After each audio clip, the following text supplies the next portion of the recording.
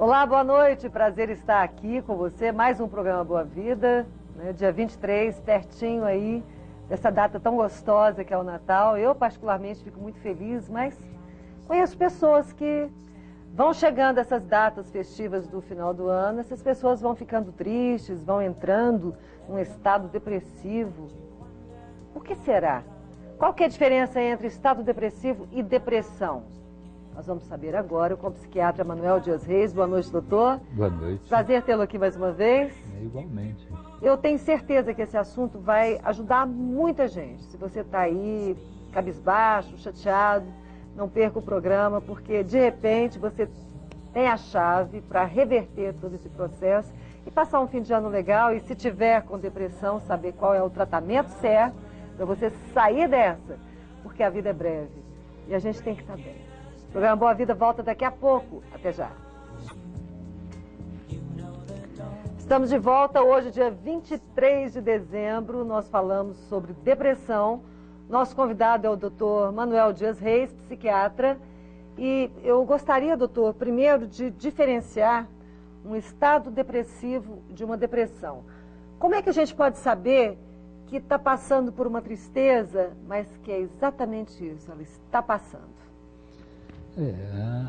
A depressão, né, ela é um conjunto de sintomas que tem uma característica, não é apenas a tristeza, né? Assim, a tristeza é um dos sintomas da depressão, mas que não caracteriza a depressão em si, né? Assim, o que caracteriza mesmo a depressão é a perda do prazer de viver, né? Assim, é isso que caracteriza a depressão.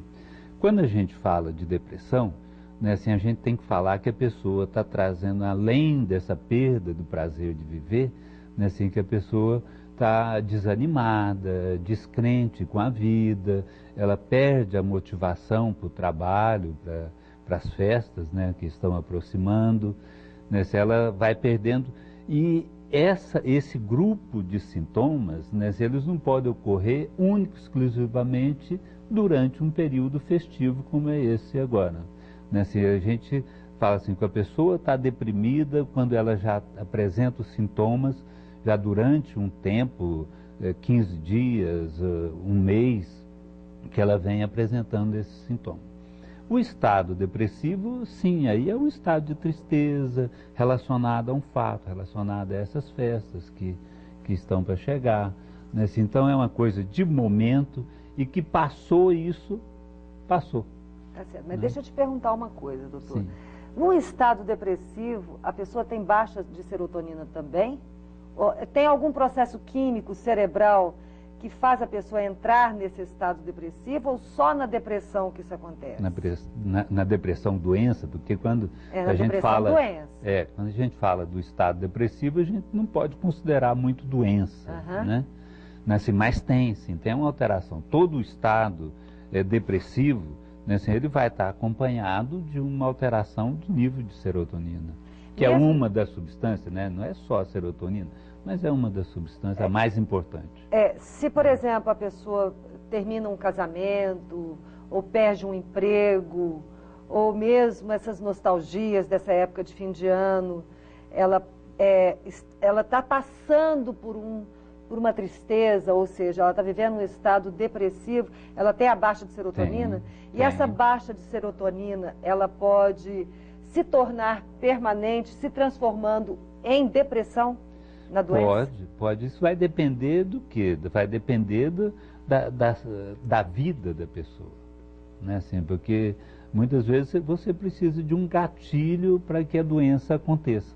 Tem que ter predisposição. Né? Tem que ter uma predisposição, a predisposição hereditária, né? Assim, a vida que a pessoa leva, né? Que tem pessoas que têm uma vida muito sofrida, de muitas perdas.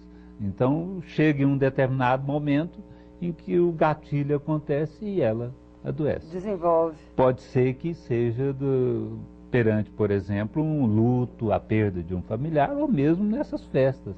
Né? Assim, principalmente o Natal, onde a gente lembra a reunião de família, aí a pessoa liga com perdas de parentes próximos e vai juntando as coisas. E pode se transformar numa coisa mais grave. Pode. Quando pode. é que a gente fica sabendo que é hora de procurar um especialista? Olha, a gente, como em psiquiatria, nós não temos exames, né, assim, para poder definir se a pessoa está doente ou não, né, assim, um raio-x, uma ressonância magnética, ela por si ela é incapaz de dizer se a pessoa está deprimida ou não. Um eletroencefalograma ou um teste psicológico, né, assim, então qual o recurso que a gente utiliza? Né, assim, os prejuízos que a pessoa começa a trazer, né, assim, que a doença vai provocando. Né, assim, então se a pessoa começa, ela está desanimada, descrente, ela já não consegue levantar de manhã para ir para o trabalho, né? Se ela começa a ter problema dentro de casa, muitas vezes a depressão vem acompanhada com irritabilidade, né? Assim, então a pessoa começa a ficar muito nervosa, começa a brigar em casa. Então esse já é o momento de estar buscando uma ajuda. Porque é o seguinte, você tem aí... talvez no meu entendimento sobre jornalismo voltado para a medicina já há tantos anos, você tem aí um quadro, vamos supor, de apatia, você não tem disposição para nada. Mas aí você tem que fazer um check-up, porque além de tudo, dessa possibilidade de ser depressão, essa pessoa pode estar também com baixa produção da tireoide. Sim.